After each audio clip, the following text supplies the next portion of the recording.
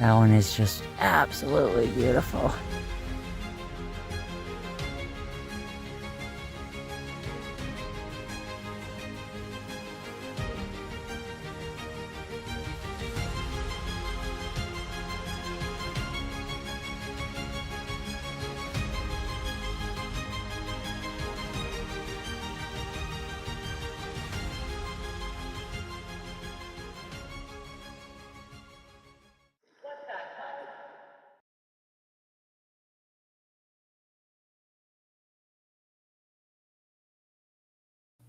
There we go. Hey, everybody. Good to see you. Welcome to a special episode of Ghost Cats and Cryptids. We've been talking about it for a while, so I am going to just bring out my guest tonight, who I am so excited to collaborate with. Most of you know her as Curious Cryptids. Others know her as Miss Donna, but I am so thrilled that she's here and said that she would do this show with me, so I'm going to just bring her right out. Hi, everyone. Hey. So happy you could be here. I'm so excited. Are you sure? Because all I heard today was you commented to me, and then I see you commented to, I think, Jared as well, that you weren't going to do any talking. It was going to be me. You were just going to have your wine. So all day long, I was thinking we need to put our names up. You know, I'll be whiskey, you be wine. I forgot the wine. Oh, that's great. So I'm going to go back up here to the beginning, and we can say hi to everybody. Let's see. Yeah, I love that. I sent you a message saying I sent it the link in Messenger, and it goes through all the YouTube thing. So you got one from Richie and Sam saying the same thing, and it was just me. It's like you're being yelled at. Wojo was the first one in, although it says, "Hey, roller dog." So I was confused a little bit because I didn't see Tyler at first. And you were number 2. You've been waiting patiently. Let's see. Entering the unknown. Thank you so much for being here. Your show, if you guys didn't catch that show earlier this afternoon, please go back and check it out. It was really, really good.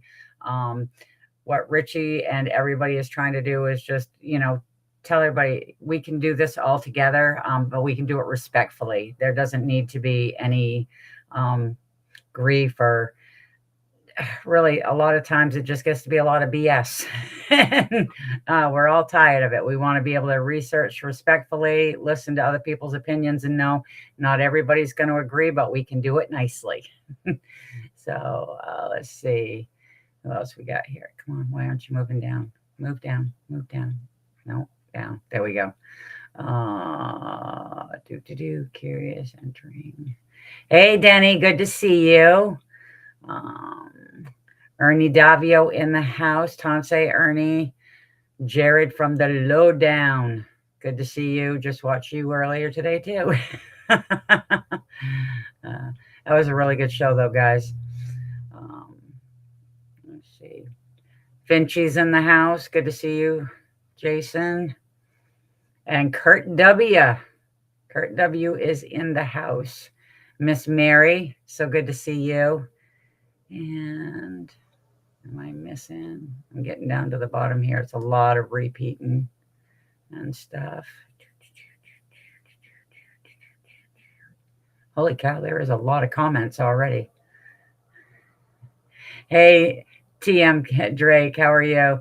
And there's Sam. Sam's pretty paranormal.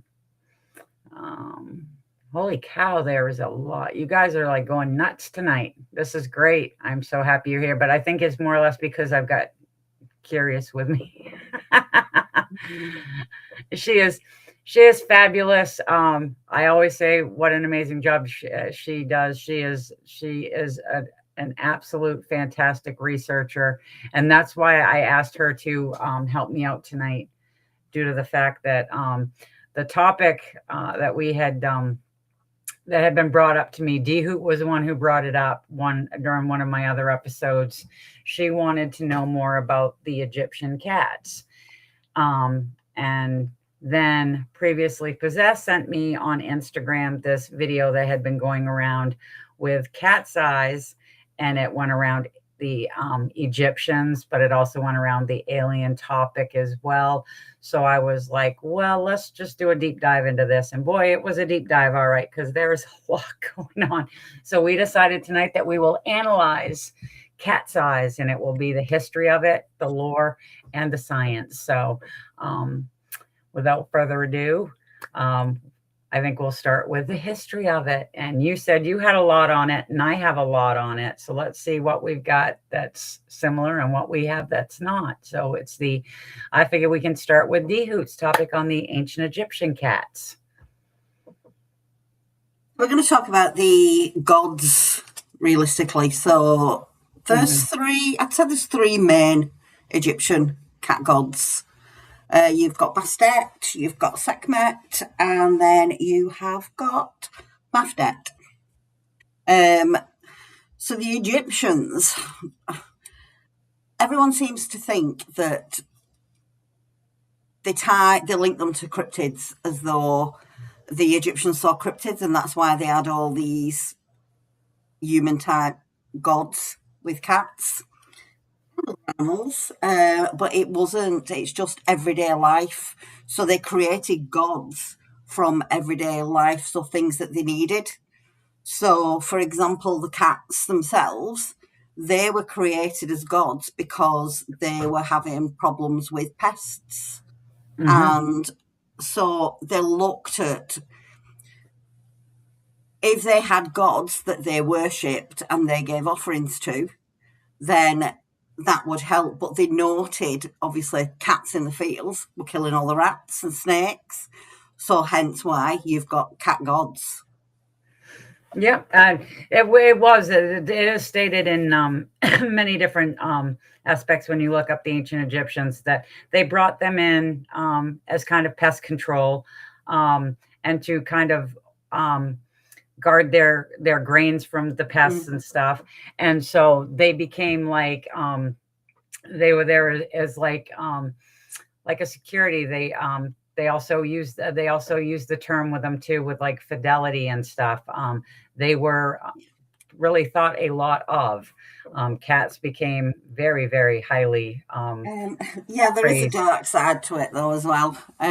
So they were that sought after because obviously the cats were mummified Yeah. because they were given as offerings. Do you know what I mean? They were buried with the people, buried with the pharaohs.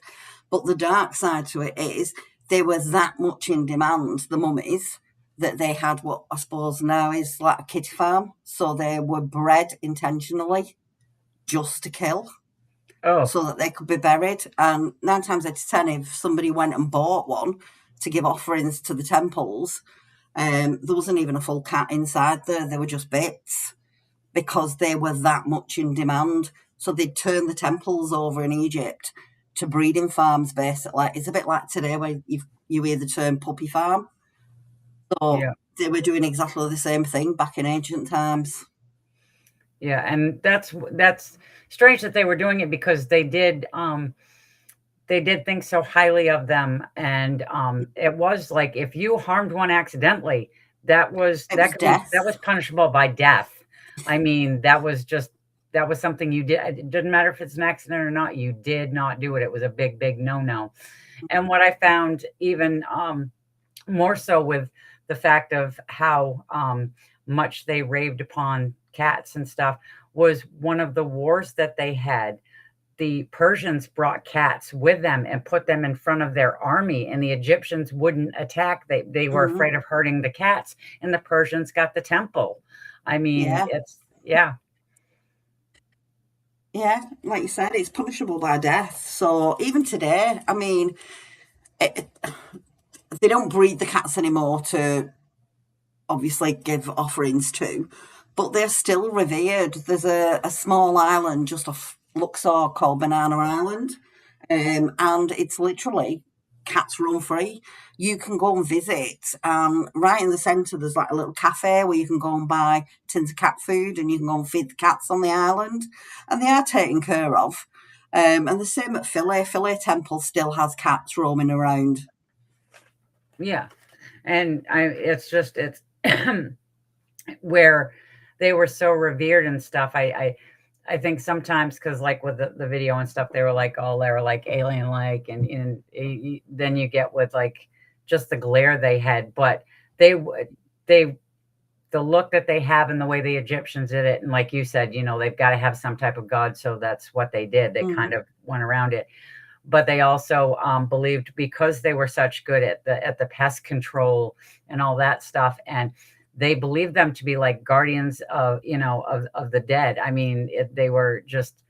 It's strange how some cultures can like get an idea and then it just snowballs, beyond Yeah, I control. Like mean, you said, almost like a puppy mill. It was cat mill, yeah. for But I mean, mummified. the Egyptians weren't the first people to mummify cats either. So the first ones, like 5,000 years before the Egyptians. So they found mummified cat remains in Cyprus, which are 10,000 years old. So it was well before the Egyptians started. Yeah. Stories claim. Hey, Bimo, how are you? Stories claim that Anubic gods brought the cats to Earth to guard the thin places, the spiritual portals. Yeah, I've heard that. That's the latest thing that's going around. I mean, everybody's heard the stories that the Egyptians couldn't have built the pyramids by themselves and that they had help from a greater force, shall we say, that aliens came down and helped them. And the story that's going around the internet at the moment is that the cats, because they were domesticated so easily, I mean, it was less than 1,000 years and you had domesticated cats in Egypt. So because they were domesticated so quickly and they took to humans so quickly, people are saying that the cats now are basically CCTV cameras for aliens. So they're keeping an eye on the planet. So, I did not know that part. I knew that, that they do think they do use the term alien a lot with cats. But a lot of times it's just, it's because at one point there was no cat. I mean, there was there and stuff, but in other parts of Europe, there wasn't any. In Asia, the Middle East had them, and Egypt had them and stuff. But then they kind of spread, and it was what they considered one of those, like an alien invasion, because they weren't there before, and now they run rampant and stuff. And like you said, with like the speculation going on, one of the speculations was, the ancient Egypts altered the cat's eyes and stuff and everything, which I don't, I don't see that. I can see, some of the aspects that go with it, with not with that part of it, but I mean, it's just, there's a lot that a lot of these ancient cultures did and believed in and stuff that nowadays we'd look at and go, what? They studied the cat's eyes. What they believed is cats are so revered because they believed that during the day the cat's eyes opened wider because of the light going in. So they believed, obviously, they worshipped Ra, didn't they, which is the sun god. So therefore they believed the cats were taking in Ra. And then at night they would close, so the pupils would close, and that was warding off evil. So again, they did study the eye, and for them, that's why they revered them, because they believed that these cats were close to Ra, which is the god, but also they ward off evil. And one of the cats, like Medfet, was the bodyguard, if you will, of the pharaoh. So he's the cat god that will go to the underworld. Do you know what I mean? And fight off Apophis. Yeah.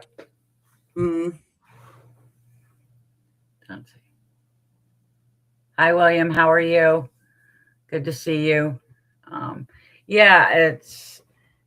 then when you go past the ancient, Egypt, I mean, there's stuff that's still in history, but it's more in the folklore part of it. And we were discussing that because I wasn't quite getting it. And then you had mentioned one thing, because a lot of times people too, with a cat's eyes, they're very reptilian, and that's where you get the alien aspect of it too. A lot of people do that, that yes, they're alien because they've got these, their eyes are more reptilian. And we already know the reptilian alien aspect of things, but I wanted to kind of go with like the lore of like other things, like with the cryptids. And one that we both were discussing was the tasselworm, which is, when you brought that up, I was like, oh my gosh, I know the tasselworm. Because that one is supposed to be, a cryptid with a cat's head. It's got the cat's eyes. They're very, still very, kind of disconcerting. It only has the two front legs because the rest of the body is serpentine. And stuff. But again, that goes back to, like, when you think about it. So cats were known to kill off snakes. So therefore, having a serpentine body, but it's got a cat's head, it kind of wards off the snake kind of thing. Do you know what I mean? It's there as a almost like a protector kind of.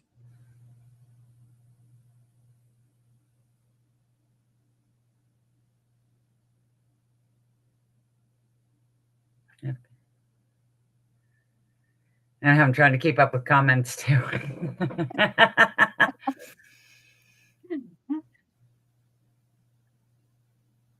Too present throughout history. But you were, when you because you were kind enough to send me some of the stuff there that you were trying to explain to me. Not just with the tasselworm, but with just like the different eye shades. And stuff. And then other cryptids that, were, I think you can break them down, can't you? You can break them down into, there's three categories, realistically. You've got your phantom cats, which are real cats. Yeah. But just in a different location. Then you've got your cryptid cats, which are relic species or hybrid species. So it's what cryptozoology look at as a real animal. So they will investigate it. And then you've got folkloric cats.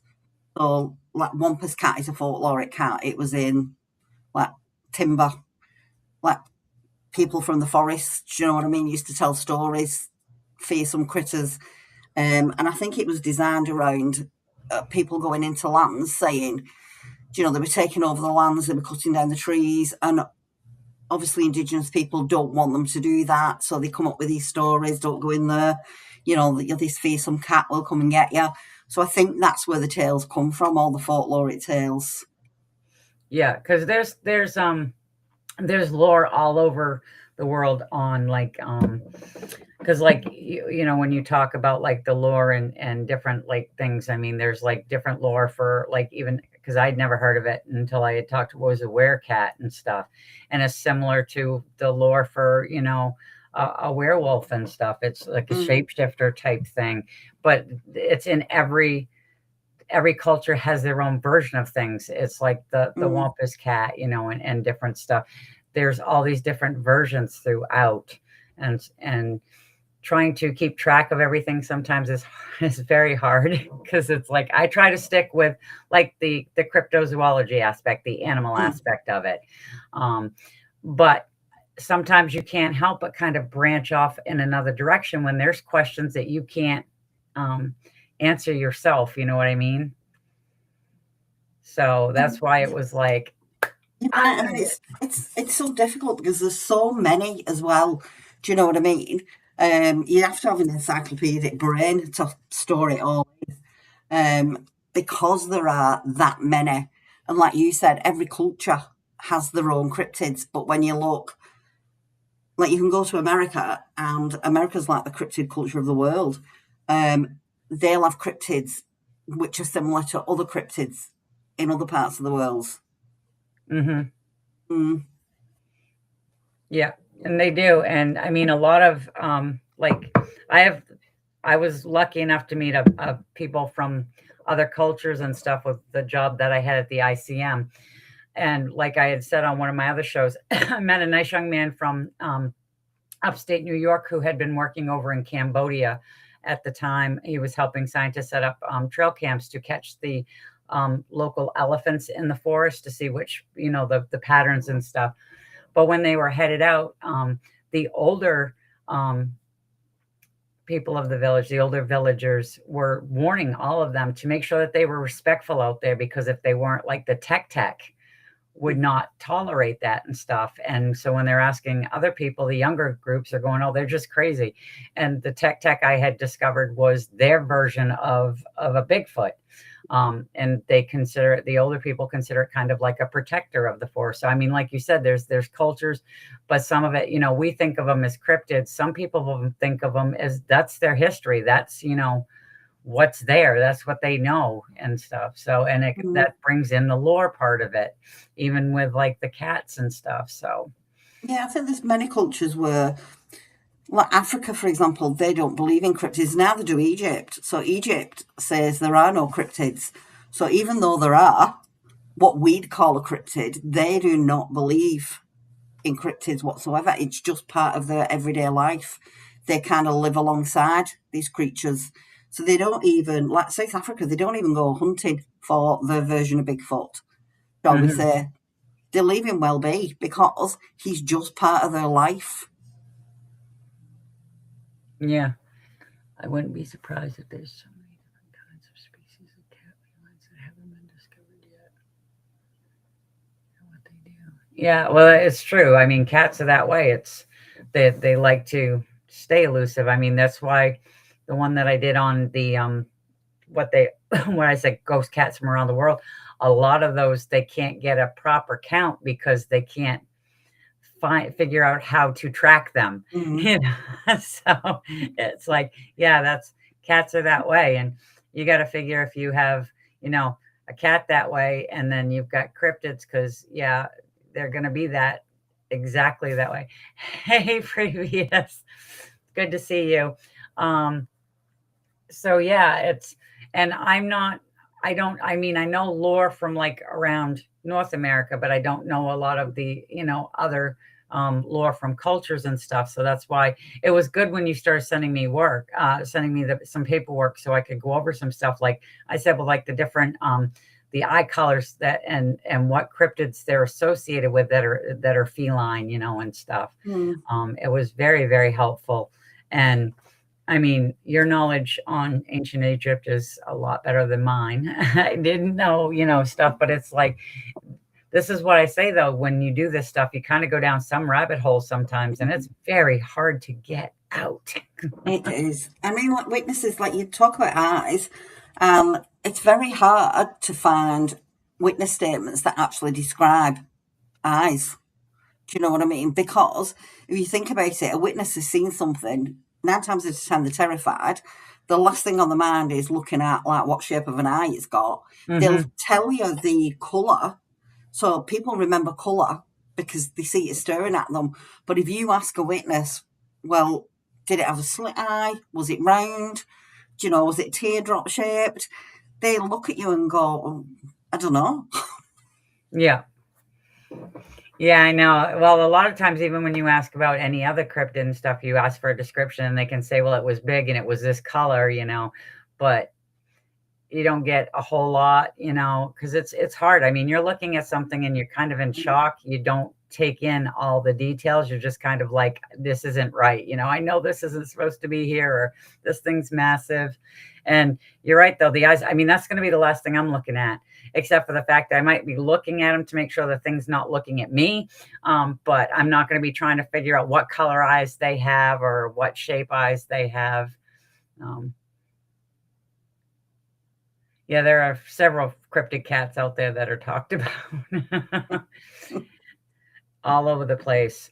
But yeah. So were there any other like aspects of the lore with the cats?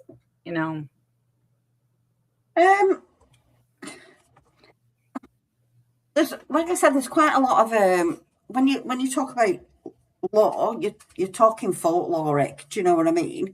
Yeah. Basically, from my own research, what I'm looking at is, what is it? Can you categorize it as folkloric, or can you categorize it as an actual cryptid? Do you know what I mean? So, like for example, if you went to like Australia, Gippsland's tiger. So we know that tigers don't live in Australia. So is that coming under like phantom? Does it come under cryptid? Does it come under folklore? And I think depending on who you speak to, a lot of people would probably say, right, it's folkloric because we don't have tigers there. Yet you've got witnesses that say, no, it definitely is a tiger. And there have been sightings. Do you know what I mean? Yeah. So I think for me, it's researching back in the history of, were there any tigers around at the time? Could it be like an escaped pet or something that was kept as an exotic pet? And if that's the case, then yeah, it would fall under, for me, like a probably under the cryptid category rather than folkloric. Yeah. Cat's eyes, green or yellow, what I've seen. Yeah, there some mention of like a blue, I can't remember where I saw it. It was like one of the eyes has got almost like like an ice blue. A nice blue colour. Yeah. I'm not sure whether that was the sliver cat, which has got ice Maybe blue. Not. Maybe not. And again, like it says, like cat's eyes are green or yellow. Yeah, they are green or yellow, and I was trying to figure out where. But when you do like cryptid cats or folkloric cats, 9 times out of 10 they're either yellow or red. Yeah. Trying to figure out. Yeah, I can't find it now. But no, I thought I'd see, and it was just weird. And I think that like with people that see like not the green or the yellow. I mean, I know that there's red that's been seen, but a lot of times too is you've got to remember that there's a reflection sometimes, and it can alter the color, the lighting or whatever that you're seeing. Bluish green like ocean water. No, okay, that makes sense. The bluish green like ocean water. But yeah, and then so like I said, I go in more of an aspect of like the like this I try to William, I know this is the bad word, but the science world on for him. But so when you look at it through, we've looked at it through history, we've looked at it through lore. And if anybody's got any more that they want to know, please feel free. Ask. We like this. This is what we're here for. Siamese cats. Siamese cats do typically have blue eyes. I forgot about that. Very good, D Hoot. Yeah. So apparently it's the phantom big cats are reported to have blue eyes. What's that? It's apparently the phantom big cats are reported to have blue eyes under folklore. Yeah. Yep. That's what it was. I knew I saw one with a big cat. Well, the phantom cats there. That was the UK, wasn't it? It was the UK. I think. Yeah, I'm not sure whether it was either the Beast of Bodmin or Beast of Exmoor. One of them had blue eyes, or it was reportedly to have blue eyes. Yeah, and Siamese. Yeah, that's right. I should have remembered that anyways. My mom had Siamese cats when I was younger.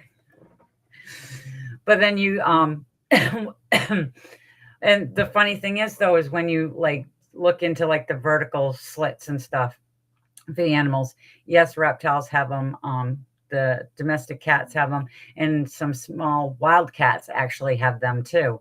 And it's just mainly because where they're lower to the ground, okay, they hunt near the ground. It helps with, like you said before, even with ancient Egypt, the pupils are slits, but in the sunlight, they can open just, they'll open, and then at night they kind of close down, so you get more concentrated light in that small area, and it's all for their ability to hunt. And they're considered ambush predators, which that's what most domestic cats are. Even, like I said, bobcats, lynx are in that way as well. All of the fisher cats and stuff. And they say it just makes it more easy because what it does is it's a balance for them, because it actually gives them the ability, even when they're slits at nighttime, it gives them the ability to do better depth perception is what it does. It says things seem blurry, but their depth perception gets better, and it makes them better hunters, which I thought was really, really cool, because, I was trying to figure that out. And animals, a lot of the animals, like some of the farm animals, like goats and stuff, theirs are horizontal. They're not vertical. And it's just the way that, it's the way that they see. It helps with like the same thing with the light and stuff. I mean, they're not predators, but snakes are, so you've got to figure it works the same exact way for them. But then you have the big cats like the lions and the tigers and leopards, jaguars and stuff. And theirs are the round pupil. Hey, Benno. Good to see you. Was your ears ringing? We were just talking about Australia a second ago. Yeah, where were they? Yes, which I actually want to do one on Australia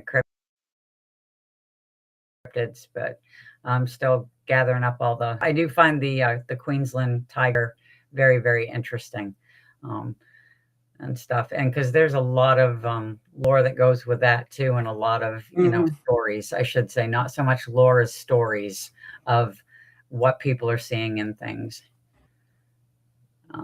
So yeah, and with the bigger ones, they have the rounder pupils, and it's because they don't need their what they said for the information was they're higher off the ground, and they don't need to. And the thing that gets me is most of these big cat predators, actually, that I know of, like cougars, and even lions will do it, as they sneak. They hunch down, and they're kind of, because they're all sneak attack. So to me, it's like, it doesn't make any sense where they're saying that the slits that are vertical for the domestic cats is to help because they're ambush predators, when all cats are technically ambush predators. Yeah, because lions will go through tall grass, and they're literally belly to the ground when they go through the grass. And I've seen the same thing with mountain lions. They do the same thing. They will get down on the ground, and they stretch themselves right out and stuff, and they're just right there to pounce. But they with the fact that they are as big as they are and their body mass and stuff, the light on them, they don't need it to, at nighttime, they can see pretty well as it is. So they don't need to adjust the light because most of the time they're hunting during the day. I know a lot of experts will tell you that like cougars are nocturnal. They'll actually hunt any time of the day. They'll hunt during the day, they'll hunt in the evening, they'll hunt at night. It doesn't matter. There's no specific time of day. And it's the same with most of the big cats. The one thing that I did find extremely kind of cool was that there's one big cat that actually has oval pupils. They're not slits and they're not round. They're oval. And that's the clouded leopards. They are the only cat with oval or oblong pupils. And the pupils stay that unique shape. And I thought that was because it doesn't have to do much. It's just even the slightest bit of light, or if they don't need it so much, they just move it just a little bit. It's oval at all times. It's not a slit and it's not rounded. And we know, like with our eyes, they will dilate, and get bigger and small, like the big cats do. But these ones stay oval, and I found that was extremely unique. That they were the only cats that had oval pupils. Oh.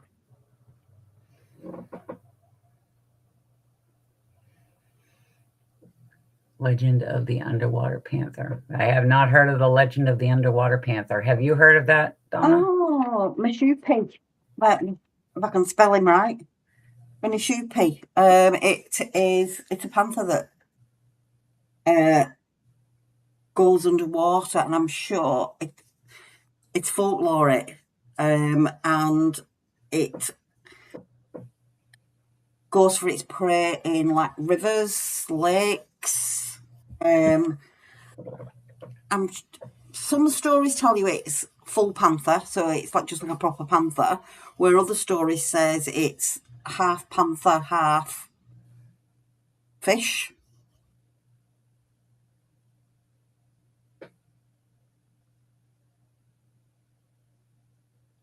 Ooh, that sounds.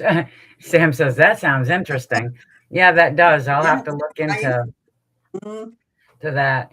I love the stuff that you share because I've gotten so much more big cat information. And I love sharing out your stuff because your work is incredible. Even the descriptions, the details are just, you do really, really good work. Yes, I've heard of it. And it was great to look into. Awesome. Mm-hmm. Yeah. So yeah, that's what I'm going to do too. So thank you. I think Adam, is that his name? Adam from Entering the Unknown. It's Adam. Yep, Adam. Thank you, Adam. I will. We call those catfish. I've seen some catfish, man. Those suckers are not big. Nice. What's the hat? They're big. Yeah, they are. And I've seen people do that what they call them, they do noodling. And what they do is they'll stick their arm into like a one of the underwater holes there and let the catfish latch on and then bring them out. I'm like, nope, sorry, not going to do that. He said it's half panther, half reptile. From people's knowledge, from my people's knowledge. Yeah, definitely. Either way, it's still a good one to look into. There's also, I have heard of the otter man. But that one I believe though what I have heard story wise is more of a shapeshifter type thing, but I'm not 100%. But I have heard of the otter man. Yeah, I got catfish big as buses here in the lakes. Yeah, I wouldn't go. No, I'm sorry. Those catfish they may look like they're harmless and sitting there, but damn, they can do that. They're big. Every time I hear, absolutely love this stuff. Seeing y'all interested, beautiful to me. Thanks again. Oh, hey, Mooncat, how are you? Octopus with no friends. You've got friends. You're here. We're all friends. It might be called the Pushtika. Yeah.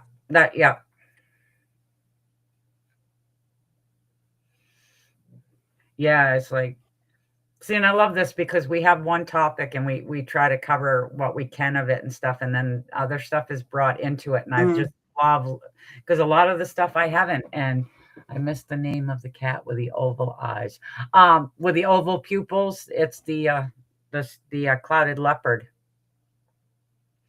They're unique in themselves. Oh yeah, the smiley face. See, we put a smile on your face there, octopus. So, if you guys have any more you want to add into it, go ahead. But curious, I am curious because Richie doesn't tell me a whole lot. So you are now part of the Banter with Richie B Podcast Network family, and I'm so happy for Yeah. that. So, is your show going to be similar to what you do with your posts? No, so I'm actually doing my first show. Okay, so you can probably put it in your diaries. Is Wednesday the 26th of August, and it's just going to be an intro, basically, to what the show's going to be about. I didn't want a show where I just sit there and tell stories. Yeah, I am bringing the cryptids, and it will be a little bit of the story, but I want it more of an open topic. So, as in what people think, what do people think other people are seeing, what history have they had from like their areas, and then a couple of the cryptids, they're just too big to cover in one show. So I'm going to do like a mini series, Ah, particular cryptids. So that's looking at breaking it down over a 4-week period because there's things like the history behind it, then looking at witnesses, getting people onto the show. Jean, you'll be invited. Thanks for saying yes already. no, that was great. See, that's what I mean. And I don't expect you to give everything away Mm. because you're going to have your introduction show. But I was curious myself on how everything was going to go. Now, at the beginning of this show too, and I want to try to find it so I can play it. Is the show was actually supposed to start up with the video that you created for Mother Earth Bigfoot Research Organization, and it did not play. I clicked it and waited. I clicked it again. It said it was on auto switch, going to play through. It didn't. So I had to go on to the next one. So I'm going to go down here to videos and see if I can find this because I want everybody who has not seen it to see this video because it is absolutely awesome. Like I said, your work is incredible, whether it's your research or your artwork, you are phenomenal. And I don't think I can say it enough. All right, so let's see. Let's play this. All right. Let's see if it's going to play for us.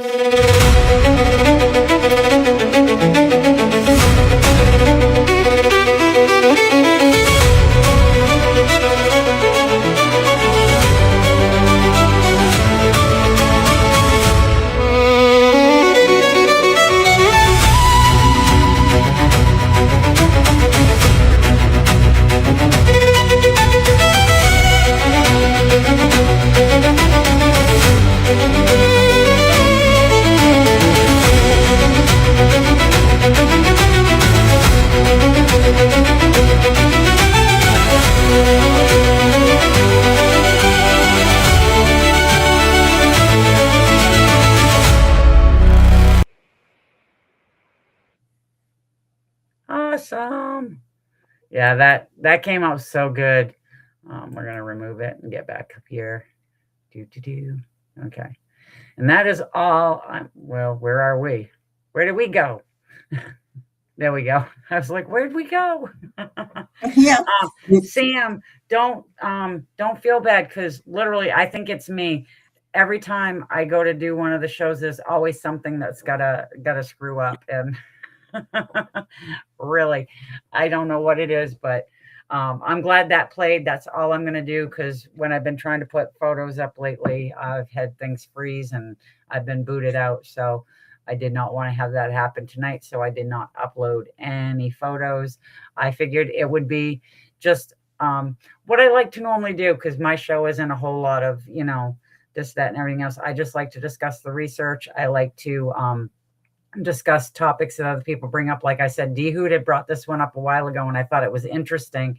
And then previously Possessed had sent me that other video there that was, talking about all these other theories and thoughts and stuff on it. And yeah, makes me want to dance. I know that the music is very catchy. I was like, okay, Banter. Jean. What did I do? I got Jean. Yes, Adam, we can't wait either. It's going to be phenomenal being able to have other researchers be able to discuss the different topics, the different cryptids, the sightings, the research that they're doing, and being able to connect with others all over the world. I mean, it's phenomenal. It's going to be a great thing. Richie's done a lot. I've said that before with just being part of the Richie B family. Thankfully, the Vogels had introduced us, and I'm very happy they did, because I would not be doing any of this. I would still be, doing my research, but I never shared a whole lot. And that's a lot to do with the fact that, even it was discussed today, you get the BS so much, and there's only so much you can take. So I'm thankful to have such a great family backing, and then being able to meet other people through them. I mean, we've got such a great thing. And make sure, that's why I tell everybody too, is make sure, like with Curious Cryptids, you're on Facebook, right? I am. Okay. Are you on any other platform? I'm on Facebook. I've now got Instagram. I'm on TikTok, and I have got a YouTube channel. There's one little short on there. That's all. All right. Well, you make sure that you go over to Curious's wherever she's at platforms, and like, subscribe, whatever you got to do, follow, do that. It's the same thing with Sam's Pretty Paranormal, Banter with Richie B. You got Home of the Boom on that as well. Then you've got the Lowdown. You've got the Papa Squatch Productions, Entering the Unknown. We just want to make sure that, we all research well together. We all respect each other, and know that you're never, ever, ever, ever going to agree 100% all the time. But it doesn't mean that you have to be disrespectful. You just have, and my thing is, it was like when I sat down with my state biologist, we agreed to disagree. There was no compromise whatsoever. We just agreed to disagree, and we did it just that way. So I know that Richie always yells at me, because he's like, you don't go over your time. And I'm not going to, because you're already up really, really late. I was very thankful that you said you'd do this. I offered to do a different time, but you were like, no, You're going to have tomorrow. You're taking tomorrow. I'm off. Yes, that's what I thought, taking tomorrow off. So that is awesome. Now, with the research and stuff there, the Curious Cryptids and all this stuff, where, I'm just curious, because you have got a lot of stuff out there. Where do you find this stuff? So, obviously, like the Egyptian stuff and the Egyptian cryptids and the African stuff is because, obviously, I lived in Egypt, so speaking to people out there, do you know what I mean? And I still do have contacts. My old job, I was very, very lucky that I managed to go all around the world. So for me, it wasn't really about cryptids and things at first. For me, it was going out into culture, speaking to people, gathering their stories. And it's only when I travelled down into Africa where I learned all about things that they called cryptids. So I've gathered a lot of information over the years as well, reaching out to people. So, like doing research, like I look into something. If there's any names there, any witness names, I try and find out where the witnesses are. Going to all the different universities, where are the archives?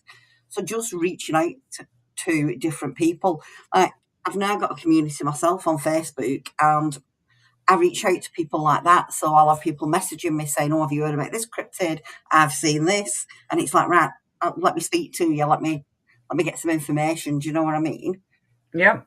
Mm. So when I say that, research, a lot of times you deep dive in. You definitely deep dive in, which is what you have to do. I mean, and that's actually really cool. You lived in Egypt for a while, or Yeah. yeah. For about 2 years, I lived out in Egypt. My original job was archaeology and Egyptology, so I moved out to Egypt for a couple of years, and I have been back a few times as well. Do you know what I mean? It's almost like a second home. Yeah. It kind of feels like home, and I don't know if that's because that's where it all started. I actually wanted to be Indiana Jones when I was little. Wow. Mhm. Yeah. So, what was your first job? Archaeologist. Okay. Yeah. I feel dwarfed here. Oh my goodness. That is really cool. Like, see, I'm learning so much more about you, and now I'm even in awe. It's like, yeah. Picking up dead Um, bodies. but yeah, so I am gonna probably cut it down because I know you were already watching um Entering the Unknown earlier. Then you had your meeting with Richie, and you've been so courteous and kind to be a guest on my show. And I really, really appreciate that. And I love the collaboration. Thank you so much for doing that. I cannot wait to find out the surprise date of when your show is going to start and stuff, and be able to follow along and make sure once you get out there, everybody, you better be hitting like and subscribe and whatever you need to follow Curious, because Curious is a wealth of knowledge. I used to want to be Indiana Jones. Oh, that's funny. Do you have any books out about? Books. Oh, shoot. Do you want to know if you have any books out? No, I do have a book out. It's not about the places I've been though. So I wrote a book about Bigfoot, a beginner's guide to Bigfoot, shall I say. So for somebody like me that was coming into the field, so like I said, it was never about cryptids. But then I did a couple of boots on the ground. Met, I might as well say the name. So I met Matt Moneymaker, and did a couple of boots on the ground with him. Shall we say it didn't go very well? And I still reached out to him when I was thinking about writing the book. And basically he told me I couldn't write a book because I didn't have enough knowledge and I didn't have books on the ground. But my response back to him was, I spent 30 years in the field, because even though that wasn't my job, I toured the world, gathered all the information. Do you know what I mean? And people spoke about Bigfoot all across the globe. So I had gathered all the information together. But the book is more about, like Dee said, about the places I've been. Yeah, at the beginning of the book, there are different countries in the world, and it tells you all about the country. So it's like a little mini tour guide, if you will. It tells you all about the country, tells you about the people, what's there to go and see, what these animals can eat. And then the book kind of goes on to what people call him in these different countries, and it's got folklore in there as well. It's got my own stuff in there, what I've had on my Curious Cryptids page. So there's little excerpts of that on it. And then I did a little bit at the end about what people believe that Bigfoot is to be. Do you know what I mean? It's not necessarily, it breaks it down basically. So you've got your flesh and blood camp, you've got your interdimensional camp. People are saying it's government conspiracy, it was an experiment, is it a relic hominid? And it just did a little bit about each of those. So it's for somebody that's first coming into this. So you might say, like, it could be for kids, if you will. So somebody that's just getting into the knowledge, it's just a little bit of knowledge about that. That's awesome though, because that's what I would want to know coming into it. Okay.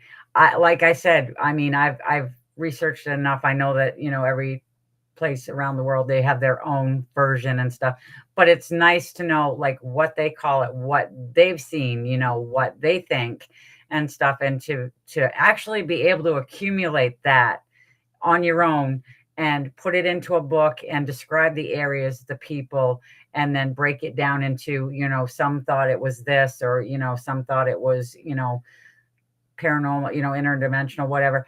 I mean, that's phenomenal in itself. I mean, to me, that is like a very key thing to have to read, to get some type of knowledge. Like you said, it's a good beginner thing because it gives you right out through, all over the world, the places you've been, you've talked to the people. It's not like, you're sitting down going, okay, here's some old newspaper articles. This person, this article was written about this. And okay, so another one was, you're actually talking to people. You're going to the places. You're getting the information. That is great. Jared wants to know where you can find the book. It's on Amazon. Oh, it is. What is the title of the book? I got a copy. There you go. Oh, where's the camera? That's the big version. Oh, Bigfoot beginners. Oh, that's it. That's good. See, I think, yeah. It's like an A4. I don't know if you have them in America. Do you know, like at Christmas, people used to bring out like A4, like if it was a football club or a hockey team, they'd bring out their annual every year. Well, it's the same size as an annual.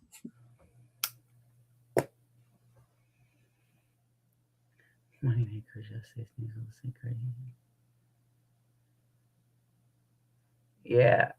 You brought up the name in Richie's venting. That's like the third. That's the third post that I've seen. Yeah. So if you missed that, D Hoot, you can find the book on Amazon. It's Bigfoot Guide for Beginners. And yeah, now that I've seen what it looks like, I'm going to be getting me a copy because yeah, I think that that's great. I have nephews, young nephews, because I take my nephews out. I take my friend Sam's daughter Lucy out. They love it out there, and they love looking and exploring and figuring, different things out, trying to learn more. And the boys are right into Bigfoot. I think that would be a great thing for them to read, to kind of get a better idea and perspective on things. Because a lot of times, I've been adamant about, the way that I research it and stuff. He's flesh and blood. He's flesh and blood. But now that I'm part of this family, there's a lot of questions that I can't answer, saying he's just flesh and blood. So this is what's good. I mean, I still focus the research on the animal aspect of it because that's what I'm more comfortable with. You start getting into things where you're talking interdimensional or different stuff. I'm not comfortable with that because I don't know anything about that. So, but I can't say that I can't question things that I don't understand, because there's a lot out there that we don't understand. And we're all learning. We're all learning together. I don't do Amazon. Yeah. Can I purchase it from CC666? I don't know what that is. Oh, I think she wants to know if she can purchase it from you. Let me look into that for you, D Hoot. What I might do is, if I send a digital copy to Sam,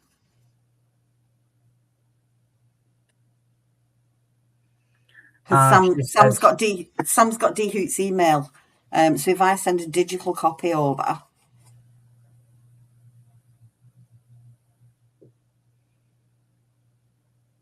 Sam, she's talking to you.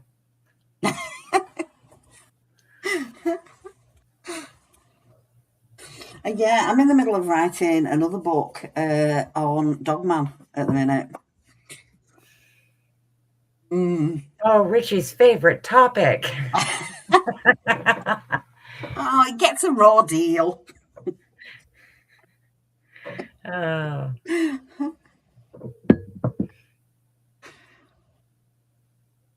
Sam's I got got, yeah. Deets info, so Okay, yeah, I'll send a digital copy, and get that sent over.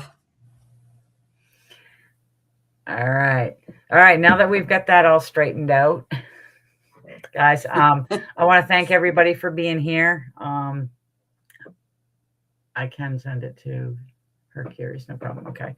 I want to thank everybody for being here. It was a great show. The chat was amazing.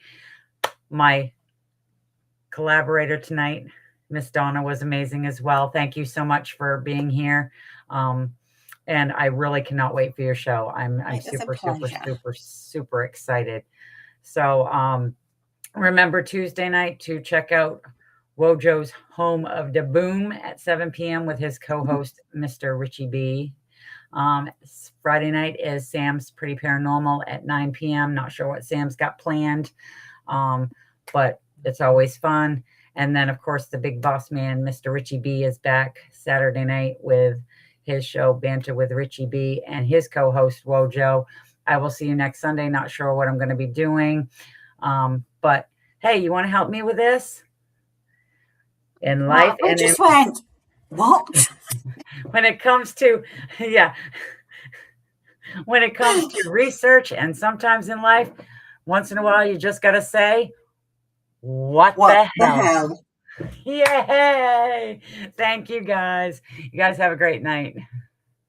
Bye, guys. All right, stream is ending.